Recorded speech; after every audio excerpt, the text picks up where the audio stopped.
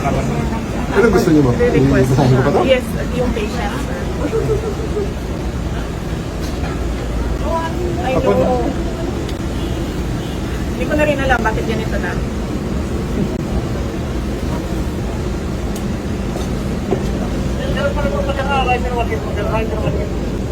So may assisting physician. Ay, gusto na pala. Meron talaga. Ay, facility. Kinlose nila, sir. Kinlose. Ayaw mo talaga ayaw mo Nag-decide siya. yung ambulance mo. Deadline. Nag-decide siya on her own.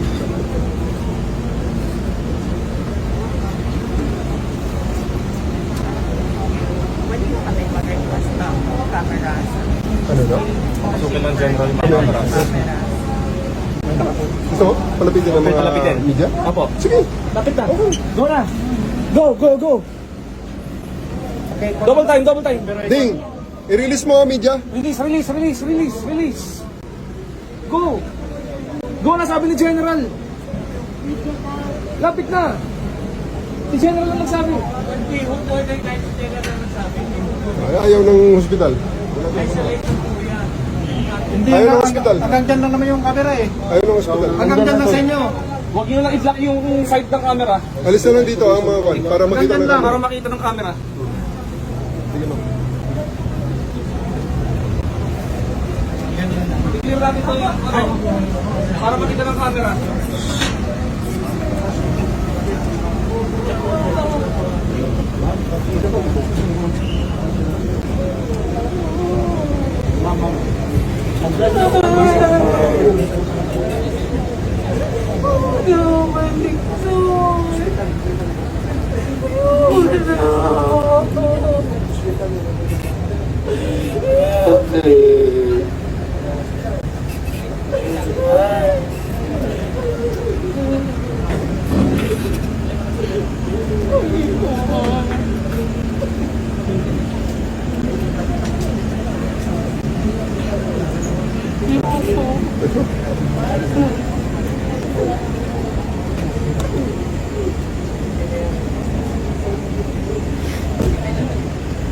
Sabi mo ako dadalhin.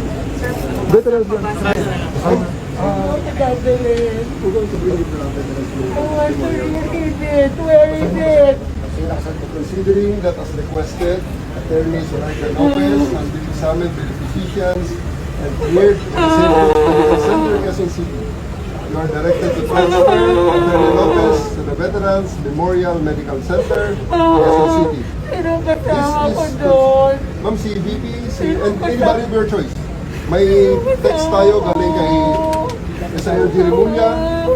Ma'am, ang sabi ni SILD Rimulya, Yan din ang sabi niyo, tapos kinuha niyo ako kanina, dadalhin niyo ako sa correctional. ma'am, hindi ma'am, tapos na yun. Totoo. To General Nick Torre from the SILD John B. Rimulya, transfer of Attorney Zoraida Lopez to Veterans Memorial Center.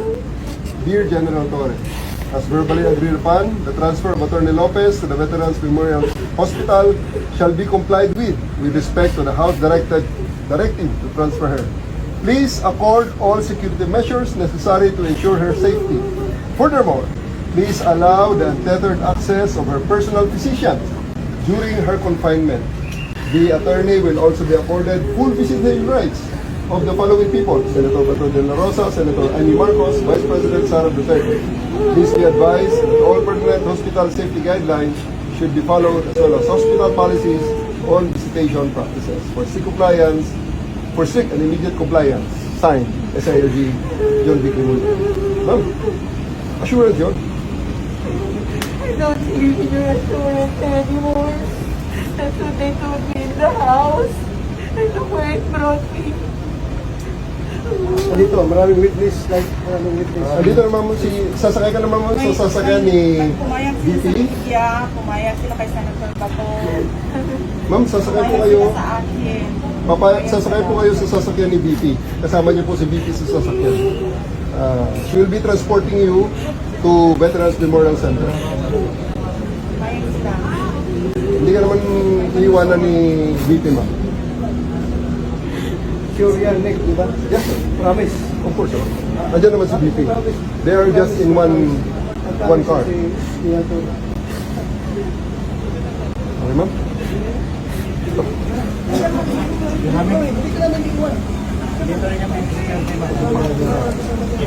Padaan mo na, padaan na. Padaan na, padaan na.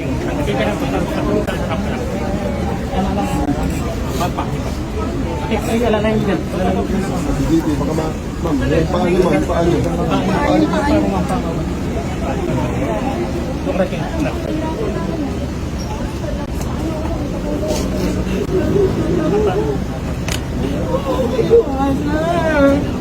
Dito kami sa likod mo, ma'am. Huwag kang mag-alala.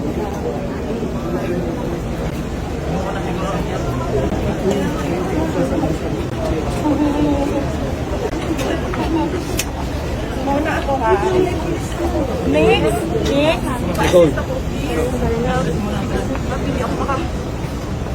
Salamat eh.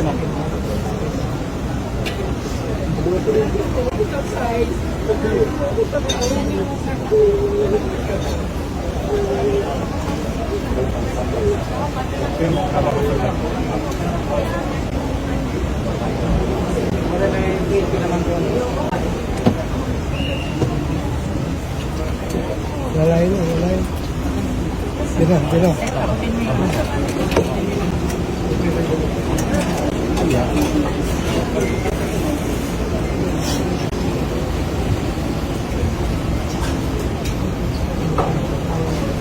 Bagay yun ay.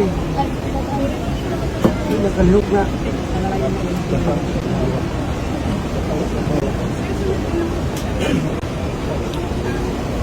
Thank you.